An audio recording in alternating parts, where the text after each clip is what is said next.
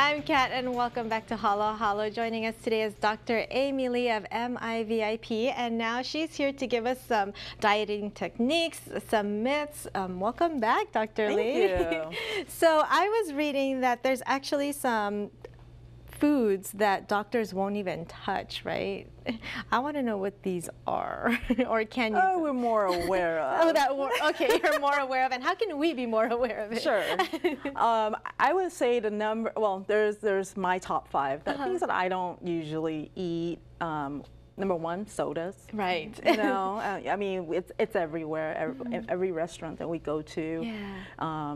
Or even when we go grocery shopping, it's always on sale. But the fact is, there's no added value to sodas or diet sodas for obvious reasons. Number 1 is the high sugar content, as well as the high sodium content. Right. The more you drink, the thirstier you get.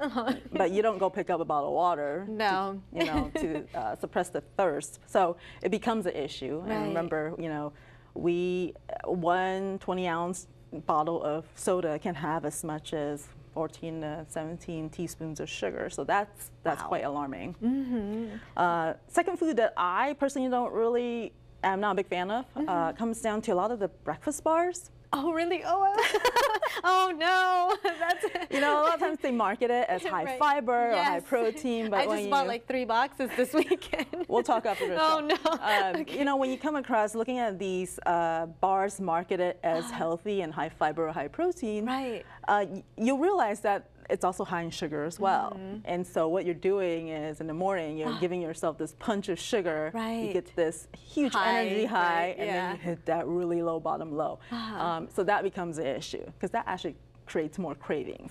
So at lunch, what do? You go for the French fries instead. Chips. And so that's definitely another food that I don't usually eat. Number 3, chips. Chips, no. Potato chips. It's a great snack in moderation, but I think a lot of times we overeat our chips. You know, one serving really isn't one serving, and when we buy these family packs and we just sit there in front of the TV, and then before you know it, it's half a bag. It's a lot of added calories, a lot of added trans fats, as well as, you know, really a food product that has no proteins or fiber. So all you're doing is you're just eating sugar again. Some of the other what we think is healthy foods, but not really healthy, are some of the yogurts. You know, that's what I heard, and I always usually think, okay, yogurt, it's healthy, and you also have the fruit on the side. But no. Sure, but unfortunately, most people like the yogurts with the added fruits, right? We're just too lazy to cut in the fresh fruits, right? And so when you find the one yogurt that has all the sprinkles and all the icing and all the sugar, the chocolate, then it becomes a high-calorie food. So the best tip would be stick with the plain yogurt, and even Greek yogurt compared to regular yogurt has lower fat. Okay. Now, what are some of the common diet myths? Common diet myths. What I come across in my practice is number 1, you know, a lot of my patients would ask me why they're gaining weight when they're eating less. If you're going through a starvation diet, meaning, you know, like some of the fad diets that we come across, like cleanse, juice cleanse, or even the cayenne pepper lemonade diet. I did hear about that.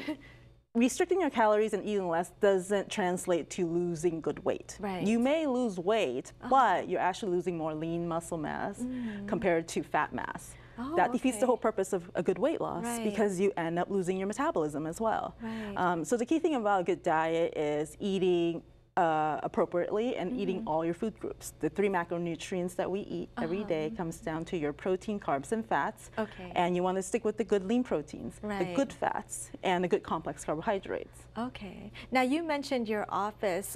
Tell us a little bit more about what you do. So I practice internal medicine. I do some private practice as well, but I spend majority of my time with a company called MIVIP Surgical Center. They offer a multi-specialty and variety of different surgical specialists that can do a variety of surgeries.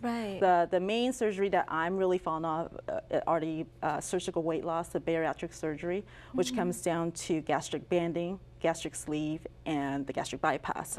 You know, we have a lot of these types of surgical centers all in the community, but the key thing about this center or this company is that we really work hard to keep you with us from start to finish. So even after your surgery, you are constantly meeting up with me, like it or not. And I have to, basically my goal is to get you to your goal weight. Okay. No matter which bariatric surgical intervention you end up choosing. Right. To me, that's success. Right. But if you come back and you regain most of your weight back prior to surgery, then it's a failure for me. Yeah, I see that. Now, for more info on you, where can we go? You can visit the website, which is probably the easiest, at mivip.com. Our phone number, our website have all the information of all the different locations. The locations where you can find me would be in Westwood as well as Orange County and Tustin. Okay, thank you so much, Dr. Lee, for joining us today and for giving us all those tips. Very important. No problem. Pleasure. Again, for more information on Dr. Lee, be sure to head to her website that you see on this screen. We'll be back.